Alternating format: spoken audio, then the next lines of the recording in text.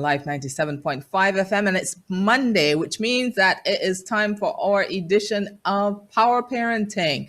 And this afternoon, I want to say hi, hello, and welcome to Akilah Bishop, who's a psychologist of Sure Life Consultancy.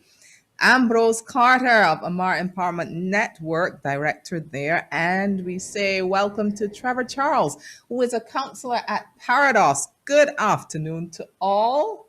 Good to have you. Good afternoon. It's good to be here. Wonderful. Now, good afternoon. Great. Now, don't forget, if you want to be a part of our conversation this afternoon, you have two means to do that. You can give us a call at 467-7355, or you can send us a WhatsApp message, 256-5433.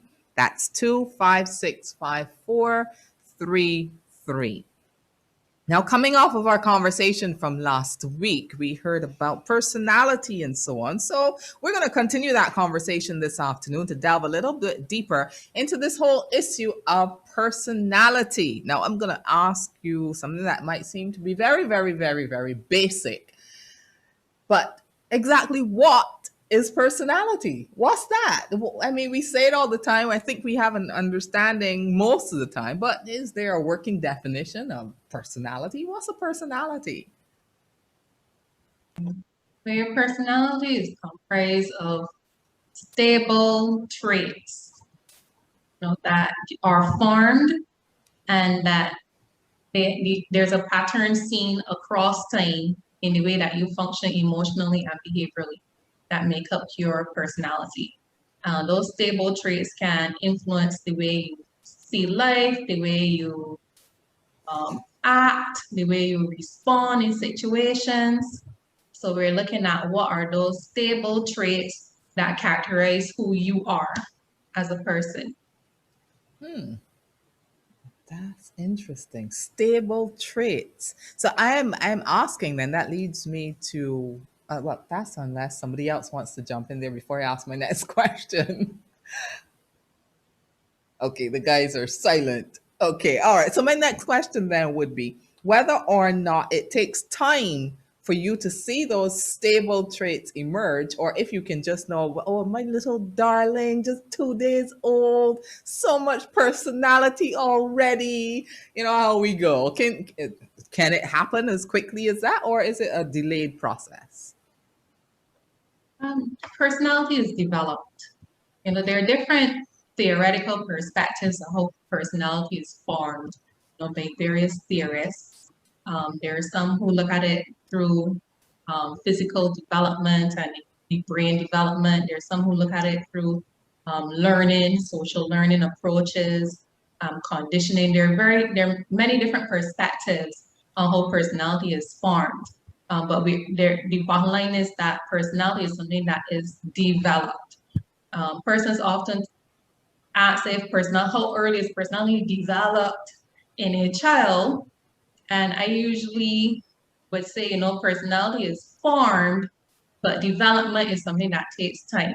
Development is something that continues from birth through to adulthood. So personality is, yes, there are some traits that are stable, but yet through your experiences, your personality continues to be developed. Most definitely, I would definitely add to that. I agree with that. Add to that, that personality is determined by the interaction of your temperament traits with the environment that you are in. So I definitely agree with that. Okay, so then does that mean that you come as a blank slate?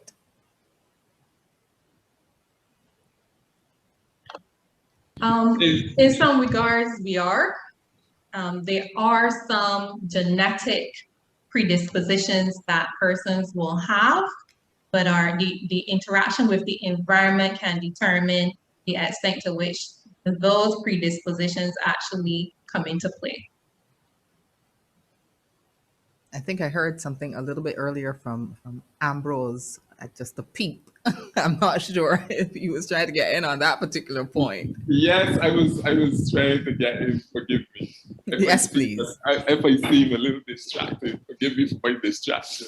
Now, we speak about being a blank slate and these kind of things, but we need also to remember that before we start to see interaction in children, when they're born as babies, we take it for granted that they're not understanding, but everything that they would have gone through while they were in the womb, while we are waiting for them to get up and make meaningful actions and songs and these kind of things that we can understand, we are also pouring into them. So we are writing on that slate as well. And that is what is happening.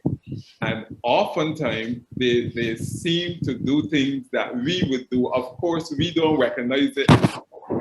We think it is all them, but most of the time it is our personality that they are modeling, that we have portrayed upon them, that they are, I said modeling, mimicking, their reactions their actions are all us from time to time. So I'm wondering then, because last week we would have talked about the whole strong-willed child and the one who is a little bit more laid back and so on. So if that is formed, I hesitate to use this word, and that is blame. So if I develop a strong will, is it because of my parents, because of my environment, because what happens in terms of that particular development? Your experiences also play a role in that. You know, we can't take away the fact that individuals have their own individual experiences. Also, couple that along with personality being formed, a child can exhibit different traits to the parent in that regard, where a parent may say, my child seems to be more strong-willed than I am. And I think some things that is something that parents miss. Children or individuals having their own individual experiences. And those experiences help them to develop certain ways of being and responding to their environments. Now, I know that there are probably as many theories as God knows in terms of personalities and so on, but can we at least try to identify some of the basic ones? What are some of the basic, ones that you might be able to identify? When it comes to kids, one that kind of fits the personality forming perspective is something like sensitive kids, intuitive kids, using terms like that. Children who are perceiving kids, judgmental kids, those type of terms can help kind of fit that kind of forming personality that you see in early in earlier life stages, which can continue to exist in the through to adulthood. But when it comes to kids, because they still have so much to learn and experience, you tend to use some terms like that. A child who's more sensitive, intuitive to the environment, picking up cues from the adults more intensely. Yeah. Is it better to see some of these traits in particular genders? Because I'm thinking we hear parents so often say to their boy children, don't cry, or don't be soft, or don't be that, and don't be this, that. So I'm picking up from you the whole sensitive and perceiving and all of those in a male child, and the parent might not be too happy seeing that sort of personality emerging in her wonderful son or his wonderful son. So how do we deal with that when we're seeing those traits in particular genders? Anyone else wants to jump in?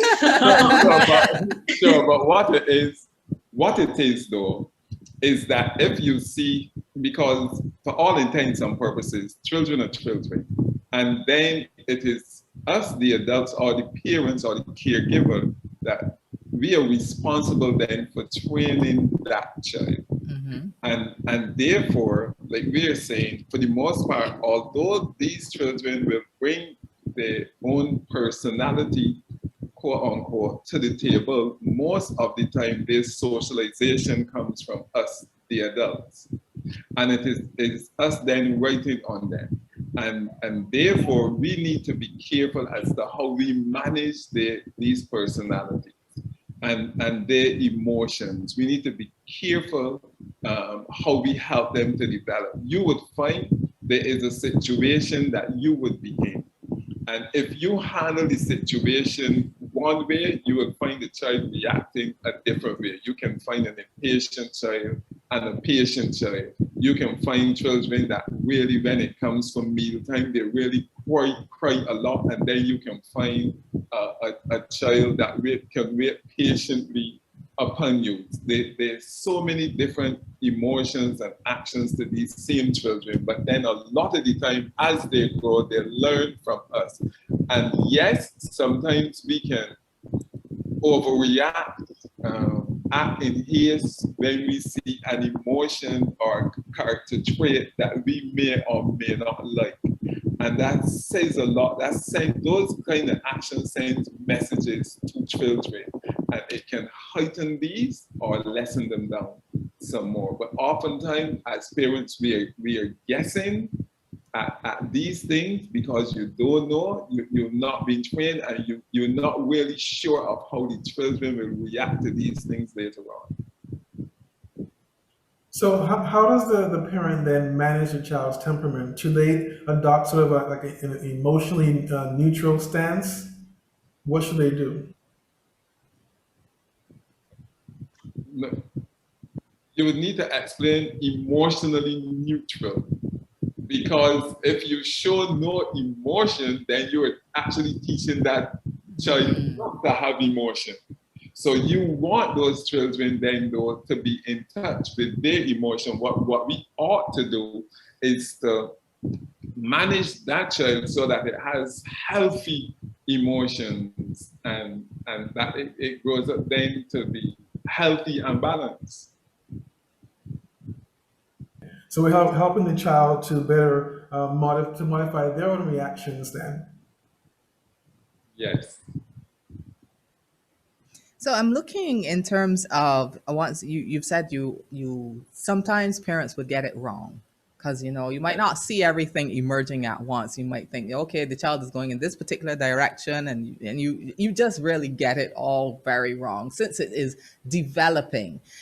Is there a particular age, or do children develop differently where you can say, okay, well, this is definitely the personality of my child? Or do you have to wait until, I don't know, maybe they're teenagers and then you would see it better? What sort of guidelines can you offer parents who are now looking to see, oh, my little 5-year-old, no, I got to take them down a different path? How can we look to see what is a definite personality trait? Is it a particular age or a stage? Well, like I said, personality traits are those things that will be stable across time, and you would see patterns in the way the child is functioning. And as we said, still being open to as a parent to the fact that personality is formed but is developing. So still don't try to just pin the child down to this is your personality and this is it and this is how you will be as an adult. Even into adolescence, there's so much happening in adolescence that it will be very hard to just say, this is definitely who you are, this is your personality, this is not going to change. So just keeping the term developing in mind, as you're talking about childhood. But there are things that you will notice from very early. Children, their interaction with the environment is usually, they take information through their sensory. Right, so you will start to realize certain things about your child very early. My child might not like noise. They might move away when there are a lot of people talking, or my child might be gravitating towards that type of environment where there's sound and there's a lot happening. My child might be sensitive to touch. So from very early, children are trying to figure out themselves, and it starts off in a sensory way. So just being aware of, I guess, at the different stages, how children tend to interact in their environment and react to their environment can start to give you cues of what your child might like or might not like in different situations. You may see in different settings, you might see them respond in a similar way that may give you some cues. Not saying that this is definitely it yet, but some cues to the type of person your child can, may be. And along with that, let's go back earlier from these things, Michelle. You would hear us speak a lot about how you react to the child. Sometimes you hear a parent say when a baby is crying, oh, she wants changing, or he wants feeding, and these kind of things. Because they recognize the cry of the child. The thing about it is, sometimes we as parents do not realize that if the child wants feeding and we do not feed the child to time, or if it wants changing and we do not change it, that we are sending messages to that child, and that child then is interpreting these things and will react to them as well. Sometimes you will find that children, you try to put them in the car seat and you will find that they're rebelling, they don't like the car seat. This is at a slightly older age now, but all of these things help to form that child personality, the way it reacts to things and things of this nature. So we as parents need to make sure that we are responding to these children's needs as we ought. Also, comfortable clothing, making sure that they're comfortable, because sometimes the children may be crying because they're uncomfortable and we don't understand why. So that is the age then we are trying to understand this child and figure out its needs as well. And how we do that helps to determine and form and develop all of these personalities in the child. Because remember that this child is in many cases responding to our actions towards them. Sure that somewhere in there you probably answered this listener's question, but I'm going to ask it anyway. So the person says, rotten personalities and pleasant personalities, what makes them?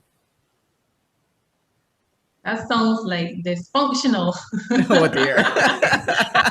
Versus functional, because we can develop dysfunctional personalities. By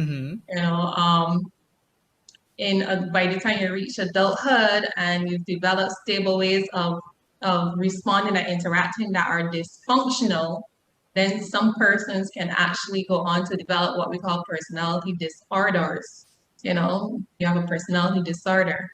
You're not functioning, in a appropriate way that is healthy. And these are traits that are stable in you, that cause people to respond to you in a negative way, or you to perceive people in a negative way. So that sounds more like what the caller is referring to. Because when we talk about personality, being a rotten personality, how do you develop a rotten personality? You become dysfunctional. You can, over time, and usually even with personality disorders, you're not just born with a personality disorder. That is something that has been formed as we've been talking about the role of the environment, persons who've been through neglect, abuse, had constant negative situations happen to them, form distrust, paranoia, those type of dysfunctions. So when the environment has not been conducive to healthy development, then we can see some personality disorders developing, unless they're influenced by medical conditions. Okay, well, I'm not sure if they want to expand on that a little bit more so that we will get a better idea as to exactly what they're trying to get to when they mean the rotten or the pleasant personality. So I will see whether or not they send another WhatsApp message. But don't forget, you can be a part of the conversation this afternoon. You can give us a call at 467-7355, or you can send a message to 256-5433 this afternoon. We have Trevor Charles, who is a counselor at PAREDOS. We have Ambrose Carter, who is the director of AMMAR Empowerment Network, and also Akilah Bishop, who is a psychologist of Shore Life Consultancy. And we're talking in terms of personalities, how they're developed, how they're formed and all of that, recognizing your children's personalities. So I want to delve into a little bit of the whole idea of the birth order. Now, we've heard this so much, the first child behaves like this, the middle child behaves like that, the last child behaves like this. First of all, explain that to us so that we will understand exactly what this whole birth order thing is about.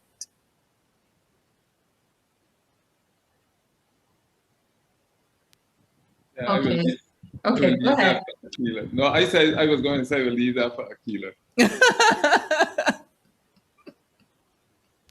Yeah, so there are certain behaviors that can be consistent with children within the birth order in the family.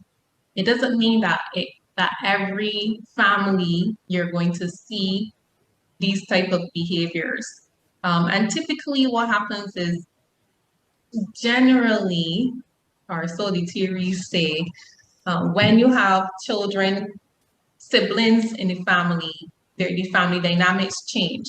So this is really about the changing family dynamics and then what can possibly happen when a sibling is introduced into the family. So, you have a parent or parents with one child, and that child has gotten a lot of attention. They've been very, what should I say, overly nurturing to this first child, because it's the first child. And so they might rush to meet the needs of the child. And so that child might not have had a lot of time to develop their independence earlier because mommy and daddy just want to do everything for this child. And so they may have like maybe a little sense of entitlement, that sort of stuff. And then you have another sibling who's introduced and the dynamics change. And now the first child is like, okay, so what happened? No, where's my attention gone? So what can happen is that sometimes you can have some challenges then with that first child dealing with their sense of identity. Who am I now? I've lost my all this attention I was having, my security, might start to feel a little insecure. Second child seems to be getting more attention. And then that dynamic can change again when a third child is introduced into the picture. Now, first child is expected to be more independent or responsible. Second child now, because mommy and daddy might have gone through, I think they think they've done a pretty good job with the first one. And so they think the environment's pretty good. So focus now is on the third, the baby. And sometimes middle child might start to feel like may actually become more independent than the first child. I kind of get lost somewhere and they're doing their own thing, you would hear parents say, well, this child seems to just be more independent, be more strong-willed, to just do things on their own, do things their own way. Focus is being put on the baby now, and the first child is having this whole crisis of what happened. I was the apple of the eye. Oh boy. So there's some things that can occur in the changing dynamics within the birth order, that sometimes when families find themselves having challenges, that the counselor may sit and they may ask, the order of the children, where does this child fit in the dynamics of the family, so I can maybe see or have an idea of what some of the challenges are that are causing the dysfunction in the family. Okay, we'll get back to that. We have a caller on the line. Good afternoon. Good afternoon. Hi, good afternoon. You are describing my family. Oh dear. I think you have the radio on in the background though. Can you turn it off for us quickly, please? We're getting a little bit of feedback. If you're going to call us, please don't forget to turn off the radio in the background. Remember, the number is 467-7355. Or if you want to send us a WhatsApp message, 256-5433. Hello? Yes. Yeah. You're describing my family. And funny you should say only three, because they only have three daughters. And the problem is identical 101%. They're all grown. They have their families. Oh, but the first is 11 years older than the second. And the second and the third is a year apart. So you know the conflict that I had. And it is still going on. Oh, wow. So I welcome this discussion with hands and feet up. Thank you so much for your contribution. Thank you, thank you, thank you. Well, Akilah, you can speak to that. Oh, the first one, the second came along 11 years later, and the third 12 years later. What sort of dynamics can you see going you on can imagine there? being the apple of the eye for 11 years, and then all of a sudden, it's like, who's this person I have not asked for? Who's coming to the picture? And what I think the challenge for parents is acknowledging that the child is going through these emotional states. So we have personality traits, and then we have states, and states can shift and change and influence the personality traits. So we have to be aware of the states the child is experiencing, and be able to adjust and adapt to make sure that the child is still getting that nurture and security that they're looking for. It may require being very mindful. And we talk about parenting being very intentional. So continuing on that, being very intentional in how we have this added person within the family and expansion of the family, and what we're listening to the child and what they're experiencing. And I think sometimes parents forget that children are children, and so they will express themselves like a child, and you will hear a parent say, but he's so mean now to his brother, and he says such mean things, and I don't understand why this child is so mean. And the child is just trying to deal with this emotional turmoil, in fact that things have changed. I'm not so sure now, because I was confident before that my mommy and daddy loved me, because they used to spend X amount of hours with me. They would sit with me and watch this. They would do that. But now that has changed, because now the family dynamic has changed, because there's an added child.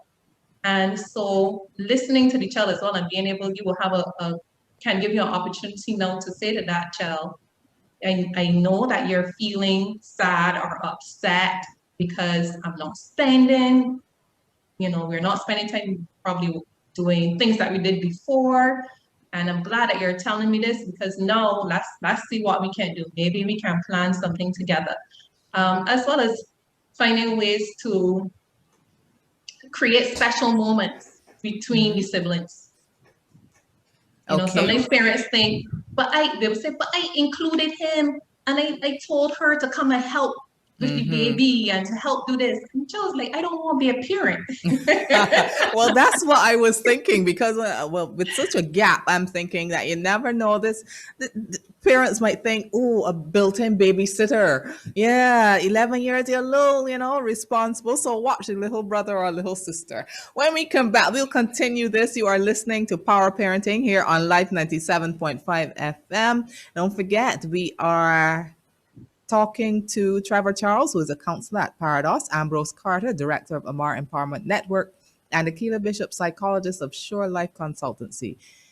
The time in Barbados is now 4:30. Good afternoon. I'm Dennis Johnson with the 4:30 edition of the latest from Stockholm Network News. A 43-year-old St. Andrew man with a reported mental history has been charged for the murder of an elderly relative. It occurred almost 3 months ago. Brian Arlene of Babylon Road, Belle Plaine, is accused of killing 88-year-old Rupert Arlene of the same district on May 28th. The elderly man had been discovered dead, lying in a pool of blood at his residence. The accused had been detained and was subjected to a psychiatric evaluation. He appeared today before Magistrate Douglas Frederick at the District B Magistrates Court, Blackman, St. Joseph, and was not required to plead to the indictable charge. He is scheduled to reappear at the District F Court sitting at King Garden, St. Thomas on Monday, the 13th of September. The police have detained at least one of what's said to be a band of thieves who have been raiding one of the local hotels closed in the midst of the COVID-19 pandemic. The force today issued a notice asking the owner or property manager of the Silver Point Hotel, Silver Sands, Christchurch, to contact the Oistins police station. Stockholm Network News has learned that thieves had been systematically plundering the shuttered property, removing furniture and other items. A man is said to be in custody after being held with what's described as a truckload of stolen items. Well-known businessman Elias Helut has passed away. The arcade owner and real estate developer was one of the shareholders of the popular Chefette restaurant chain. He is reported to have died at his Christchurch home early this morning after ailing for some time. Mr. Helut was the chairman of the board of Playfair Investments and was developer and director of Adams Castle Development Incorporated. He was also a racehorse owner.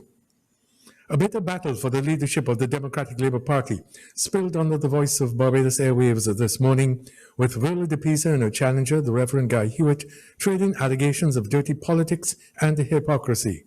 Ms. de Pisa was a special guest on Down to Brass Tacks to defend her leadership of the party after the Reverend Hewitt had previously been on the call-in show to state his case for the presidency of the DLP. Ms. de Pisa accused both Reverend Hewitt and his supporters of dirty politics. But I also have to address this constant notion that the attacks have not been personal. Up to this morning, someone was speaking to me about a voice note that Comrade Reverend Guy Hewitt shared that was a personal attack of his own. I have been subject to personal attacks on social media by his supporters. It is most disingenuous to suggest that he is running a clean, virtuous campaign when nothing can be further from the truth. It's a charge the Reverend Hewitt denies. The president of the Democratic Labour Party has just publicly said she has a voice note recording me of me attacking her personally. That is a serious allegation. I challenge her to release that on brass tacks so that people can hear it and I can hear it, because I have never sought to go after her personally. The Reverend Guy Hewitt. Political pollster and analyst Peter Wickham meantime describes the leadership battle as unfortunate and unseemly and says it's not good for the party as it tries to rebuild after the devastating defeat at the last elections. I think it is unfortunate for the DLP. This is the type of battle. I think it will be unfortunate, particularly for the person who is loser. If Guy Hewitt loses, it means then that he is effectively barred from being involved in the politics of the DLP going forward, and I think that would be a tragic loss. If Viola de Pisa loses, then it means that all the work that has been done in terms of the candidates that so far have been put forward, that will all be in jeopardy. So the DLP loses either way. Political analyst pollster Peter Wickham. The offices of the Urban Development Commission, the UDC, and the Rural Development Commission, RDC, are closed from today because of a COVID-19 case. The statement says the Ministry of Health and Wellness has directed that the offices be closed for 1 week after the confirmation of a COVID-19 case. The statement adds that some services will be accessible remotely. And there have been 12 new reported cases of COVID-19 in Barbados, 5 males and 7 females from 1,091 tests conducted yesterday. Currently, there are 103 people in isolation. The chairman of CARICOM, Antigua's Prime Minister Gaston Brown, is urging member states to mobilize assistance in helping earthquake-ravaged Haiti. His comments came during an installation ceremony of CARICOM's 8th Secretary General, Dr. Carla Barnett. And U.S. President Joe Biden is delivering an address to the American people on the situation in Afghanistan after the Taliban took control of the capital city, Kabul, after 2 decades after it was driven out by the U.S. troops. Scores of civilians are trying to flee the nation, with chaotic scenes unfolding at Kabul's Hamid Karzai International Airport. The U.S. has sent an additional 6,000 troops to secure the airport, a sign of the complicated process of winding down America's longest war. And that's the 4:30 edition of the latest from Stockholm Network News. Stockholm Network, a member of the OCM Group. For the Network News team, I'm Dennis Johnson. Good afternoon. Good Good afternoon to you as well, Dennis. Listen to the latest news or catch up on news stories at starcomnetwork.net. You may also WhatsApp add me to 246-256-6397 to receive breaking news. Coming up shortly here on Life 97.5 FM, we will be hearing our Traffic Beaters Traffic Report this afternoon. And then we continue with Power Parenting as we discuss the whole topic of personalities, looking at the personalities in your children, being able to recognize them. How do you deal with them? How do you help to shape them, form them? That's all on Power Parenting this afternoon. And if you want to be a part of the discussion, 467-7355 is the number to call, or you can send a WhatsApp message to 256-5433.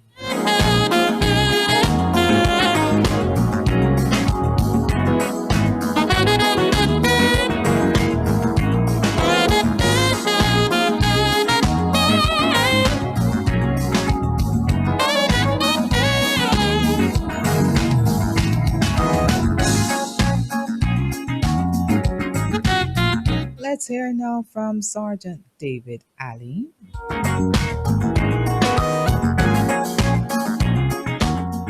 Good evening and welcome. Good evening, Larry. Good evening to our listeners. We had a very good day, lots of sunshine this morning, apart from a short burst of short shower in the Fort Zone area this morning. We were good. Traffic was smooth and easy. Collisions were minor. And I'm saying I think that my motorists are beginning to pay attention. However, what has happened this evening, as they leave the Stoneware, they might be going in highway, we have seen steady traffic. Similarly, if they're going Robert Street and Hammond Hall. And of course, if you're going Carolina Village, to my hill, having left Government Hill, that is going to the bumper at the JTC and do that. Similarly, if you're going to Solomon Rock, you're going past Highway R and making your way to the Garfield Suburb, traffic is heavy. Warren to Garfield Suburb on the Unity Highway is building. What we're getting at the roundabout, our persons are approaching the roundabout too fast. They're trying to get ahead of the traffic. The vehicles, that already have the right of way. Drivers, slow down. Let's share the roundabout properly so we can avoid collision. It is the opening that you can create. Let traffic flow if your side is not. Let's practice that type of driving, and for you drivers who are given that opportunity, once the roundabout continues to flow again, it is time to wait and allow traffic to continue to flow. Walkers on mornings and evenings, persons are going back away and dark clothing, and I said you must remember that you're out on the road early at 5 o'clock. You should wear white with some fluorescent color because drivers will come upon you and then they will appear as though they're coming close to you because you're not easily seen. So please comply so that we can have our road safe. For those persons using our pedestrian crossings, some drivers are quick complaining that you're just walking straight to the crossing and stepping across the road. That can cause a collision. So we just looking at cooperation. So otherwise, we're good. As person leaves town going to country, just reminding them for those roads that are not in good repair, like some parts in Thomas and St. George, and please report those areas of caution. So we're good until my second one, then after 5, that Larry's back to you. Thank you so much, Sergeant. And of course, we hope that you have a safe afternoon as well. These are the moments that we never knew would be so special till we had you. Joy and the laughter and even the tears will always be cherished throughout the years. Parenthood is a blessing filled with many touching moments that last forever. Trust the DK's range of baby products to help you show little ones extra love. DK's, trust the traditions, trust the experts. Distributed by Massey Distribution. If we ever needed the Lord before, we really need Him now. In being thankful for life and with all that's been happening in our lives, our nation, and around the world, let's join together to petition God, make our supplication, and of course, give Him thanks. Join me, Crystal J. Paul, every Monday from August 9th through 30th from 11 a.m. to noon for 60 minutes of prayer. That's live right here on Life 97.5 FM, Mondays, August 9th through 30th. We are thankful for life. Now on Life 97.5 FM every day in 2021. The Bible Experience. hear the Bible come alive in this reenactment with a multi-award-winning cast, including Bishop T.D. Jakes as Abraham. Will a son be born to a man 100 years old? Will Sarah bear a child at the age of 90? Denzel Washington in Song of Songs. I liken you, my darling, to a mare among Pharaoh's chariot horses. Blair Underwood as Jesus. Whoever wants to be my disciple must deny themselves and take up their cross and follow me.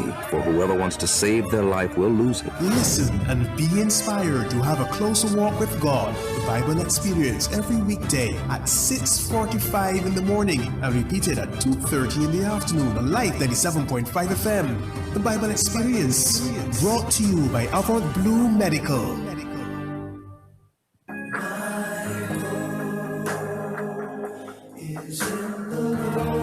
It speaks of the Father's love, the security of the saints, the hope in Christ. It's the Steadfast Hope Program, a comforting message from the Baptist Alliance of Barbados this Tuesday at 9 a.m. on Life 97.5 FM.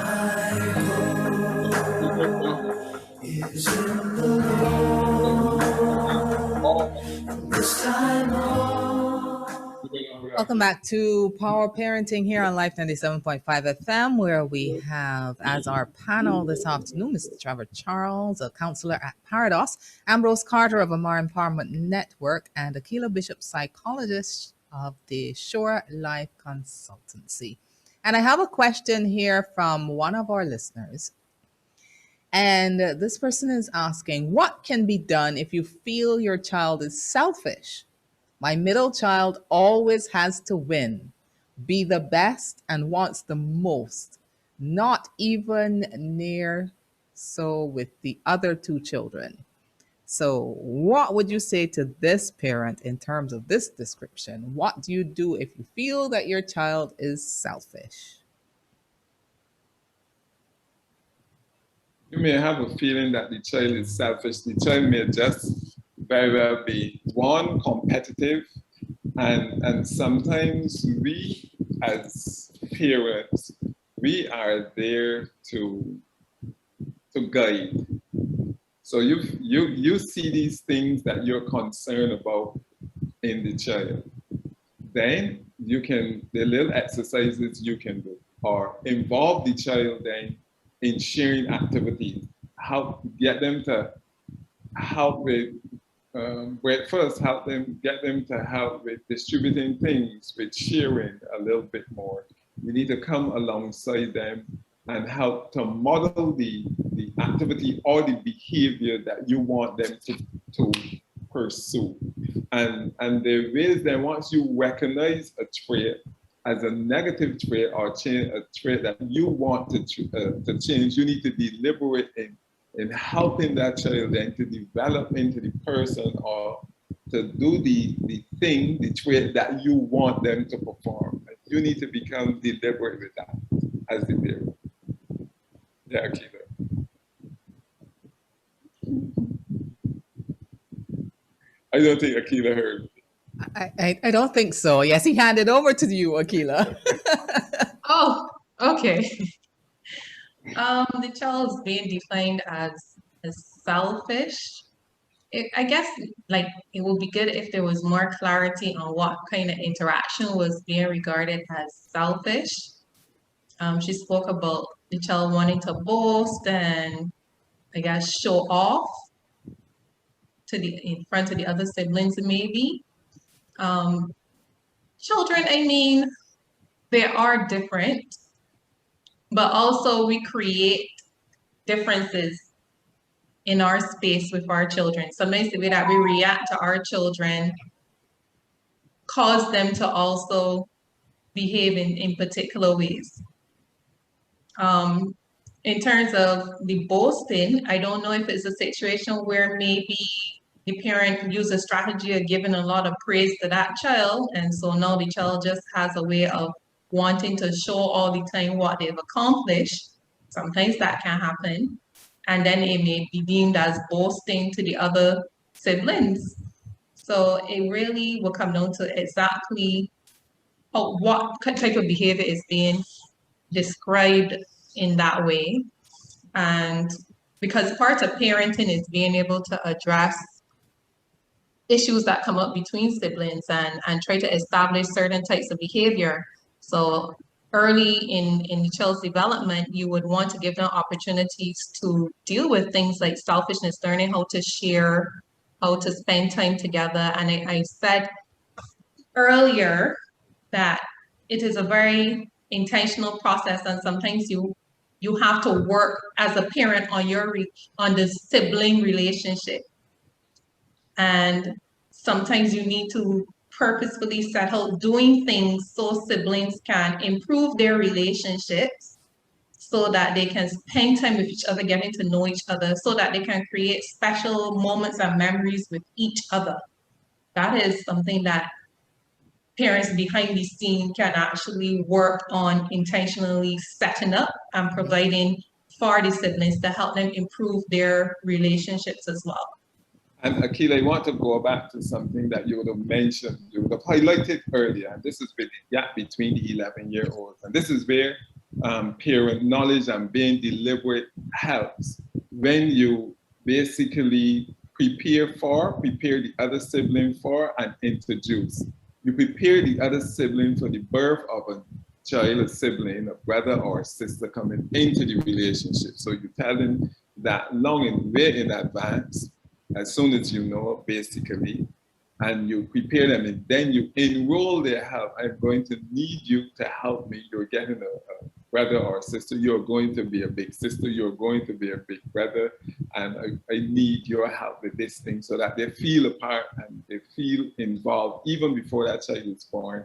And then as that baby is born, there's the introduction. There was the preparation, now there's the introduction. Well, this is your new brother, your new sister. I need your help with this child. And then basically we can grow on from there, so that they feel a part and they don't feel left out, or feel like Akilah was mentioning earlier, all the attention was on them before. They were this special one, and now they need to share some of this with each other without overburdening. So what I'm saying is, when they want to help, you allow them to help, without, of course, hurting or injuring each other, because sometimes they don't recognize their strength and the fragile nature of this new child. And so therefore, you're deliberate in this way, and this helps to delay, stay off, and even prevent some of the rivalry that may go on as the child develops. Not only that, but still also noting that the child does not only want to feel like they're special with the sibling. So also, in part of the preparation can be, we're going to have this new addition. We don't want our first child to feel emotionally insecure or unstable. Yeah. So we can also plan before what we're going to do to make sure that we're still giving the child the attention and having those special moments. What can we do, even if it's a time where things are really busy and it's hard to actually spend time away from home with the first child? What little things can we do at home to make sure that we're still checking in, that we're still, giving that attention, even if it is writing special notes to each other, right. Having an evening time where we sit and we eat and we talk. Mm-hmm. Yeah, go ahead, sorry. No, I was saying, yes, you still need to give them their special time as well. And that is important. And that is all in the planning and preparation. Like you were saying, Akilah, you still have to maintain time for them as well. Now there's another person in the equation. You as a parent now have to manage your time with the newborn and also with the first one as well. Mm. Okay, we have a caller on the line. Okay, go ahead. Yes, all right. Good afternoon. Hi. Yes, this is 11-year-old again. I tried to do that even before the second one was born. I said, when it moved at first, I said, no, this is going to be your brother or sister, and I need you to help, right? And the first thing they did, I asked her to pick one of the names, right? And she named her. Then I took her to town and I said, what color would you like your baby brother or sister in? And she made a very meaningful suggestion. She said, if you don't know if it's a boy or girl, so what we will do, we will buy cream, we will buy light green, and we will buy white and blue. And I took her and I gave her the money, and she bought these things, the little tops and so on, you know. And when it came home, you know, she was actually one of the first to help bathe the baby in the tub, you know, and we involve her, you know. But things got out of hand too because of the marriage and so on. And I saw things developing, but I tried to get help, and I'm thanking y'all for helping these other younger parents now. And by the way, my 2 grandchildren went to PAREDOS too. Okay. Okay, very good. So PAREDOS is continuing the tradition of being able to invest in the families of Barbados. When we come back, we will continue this discussion, and I have a couple more questions for you from our listeners. Starcom Network and the Department of History and Philosophy, University of the West Indies, Cave Hill Campus present Today in Bajan History. Good day, I am Don Roach, final year student of the University of the West Indies, Cave Hill Campus, majoring in international relations. On this day, August 16th, 1950, hundreds of Barbadians converged on the streets of Bridgetown for what the advocate described as a victory procession to mark the West Indies' victory over England at Kennington Oval in London. The victory, which secured the first series win over England, was by a margin of an innings and 56 runs. Cricket fans had assembled by radio distribution, then located on Trafalgar Square to follow the last segment of the game. And when the last English wicket fell at around 12:20 p.m., there was spontaneous rejoicing, with Barbadian John Goddard as captain of the West Indies team, quite appropriately. C.F. Harrison's and Company Limited, owned by J.N. Goddard and Sons, was the first to hoist flags. Not to be outdone, the Costa and Company displayed flags and buntings on their building. Boise Ford, skipper of the lighter Betty, proceeded to string up flags across the crane involved in the loading of the lighters. The Advocate reported that the inevitable steel band soon made its appearance, and pennies rained down on the upraised hat of the band's financial staff. As huge crowds assembled, Calypsonian the Mighty Charmer, who had composed a song after the West Indies' victory in the third test, sang as the procession moved along Broad Street.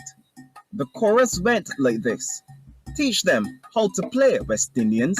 Beat them every day, West Indians. No, we beat the Englishmen. We won a shy at the Australians." The crowds brought traffic to a standstill in the city, with police officers hard-pressed to clear the road. Further away in Speightstown and Whole Town, there was also merriment, with the local pubs, according to the Advocate, doing a roaring trade. However, the more jubilant celebration occurred in the city as people sang, danced, and toasted to the first West Indies series victory over England on this day, Wednesday, August 16th, 1950. Today in Bajan History with Starcom Network and the Department of History and Philosophy, University of the West Indies, Cave Hill Campus. Oh, this hour always seems to go by very, very, very, very quickly. Okay, so I have a couple other questions or comments from our listeners. This one says, I've grown up with fellows who developed into respectable professionals and others who seemed to change focus and interest and became most undesirable. Does this suggest that personalities can be altered or shaped by experiences and friendships? That's the question on the table. Quickly, we also need to remember that as individuals who grow, they make choices. Yes, we must not forget that. We are individuals. we make decisions, because oftentimes you hear parents accepting responsibility for direction that a child may grow in. And like I say, from time to time, you do your best, and you do your best to raise children. They're always in the same environment. You did your best with them, and some go on the straight and narrow, and then some become undesirable. What is responsible? Is it what happened in the home? Could be. Is it what happened outside of the home? Oftentimes we need to remember that things happen outside of the home, that which is also part of the socialization of those individuals as well. And we can't pin everything down to personality. And Ambrose did hint on that. Every action that we take, everything that we do and say is not always consistent with our personality. You know, so there is room for just experiences and learning from those experiences as well. Making mistakes, doing things right, doing things wrong. You know, there are other factors at play other than just personality. So we can't just tell a person, because you do this is because of your personality. You know, that would be inaccurate. Well, I think this may be a comment on some other factors, or proof that there are other factors that are at play. This person says, my mother is always praising my sister, and I, as an adult, still feel resented. If I'm going out, she would say, why don't you stay home? If my sister is going out, it's always well wishes. So that's not personality, right? It is not. Right. No. And I would have spoken to that as well at some earlier point, where I said that sometimes what we see is just the children reacting to the environment, to what has become a part of the environment. You know, when I spoke about the mother who said that the child was being boastful, and I said, you know, it could be a situation where the parent chose to highlight a lot of what that child was doing. And so just it became the norm for that child to say, this is what I have, this is what I did. So sometimes it's just that the child has learned how to react and how to be in the environment. Okay, let's see if we can get in this call before we wrap up. Good afternoon. Yes, a very good afternoon. I was just listening to the program.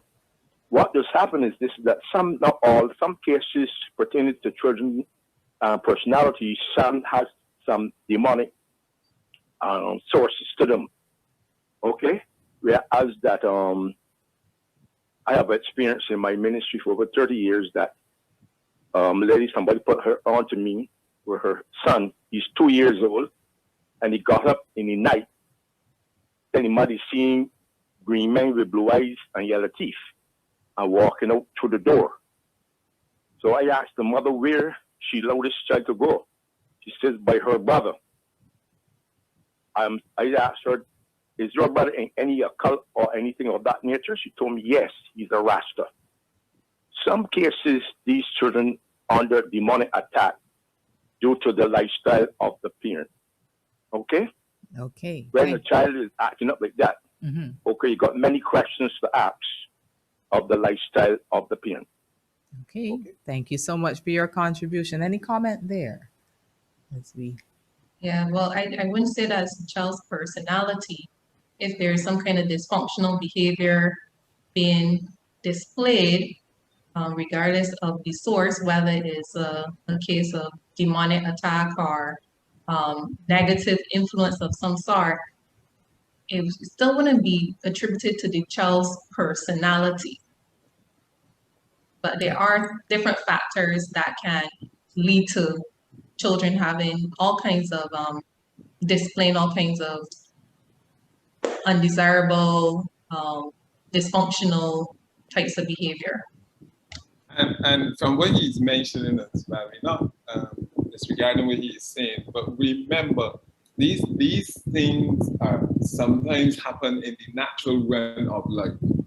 In other words, the child is 4 years old. He could have been exposed to a television program or something that he saw that disturbed him in the night. or and even not that disturbing, it may be a pleasant something that they were exposed to, and because of the activity in the life, they got up as well. And these things have been known to happen, and they are commonplace. So I don't want us to think that everything that happened like this is because of some demonic or spiritual activity. In the normal run of life, these things happen because of the activity of the day, the thing that the child was exposed to, or something like it, whether negative or positive, that can impact on that child in the night and cause it to get scared or happy in the middle of the night. Okay, as we wrap up, just quickly, I'd like you to offer a couple pieces of advice to parents who are, handling now the children as their personalities are formed and as they're seeing certain traits emerge. What's the best way for them to go about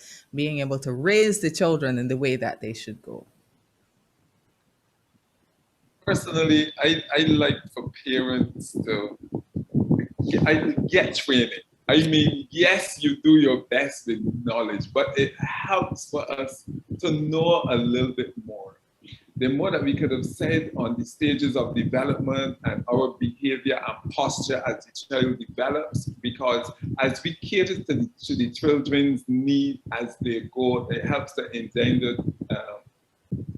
impact on their behavior. It develops trust.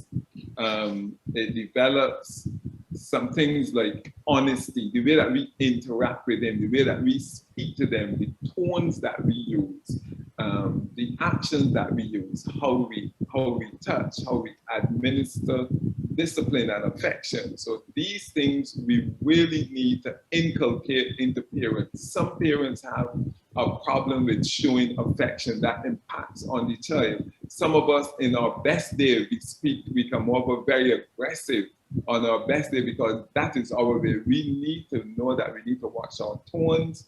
We need to watch how we interact and show affection with our children as well.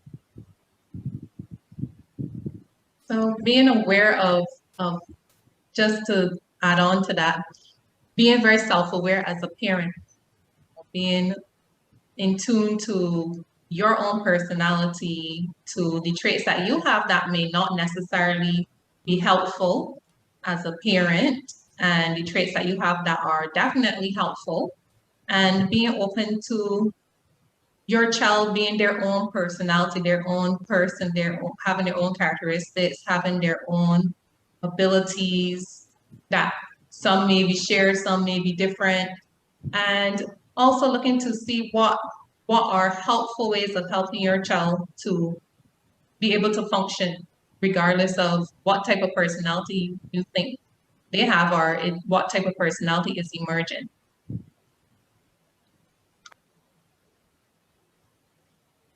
Okay, I want to say thank you so much this afternoon. Trevor, you have a parting word of advice for us? I'm just going to add, one tip for parents is to realize that your child's behavioral style or their personality is not your fault, right? But it is still within your power to help that child cope with their own temperament.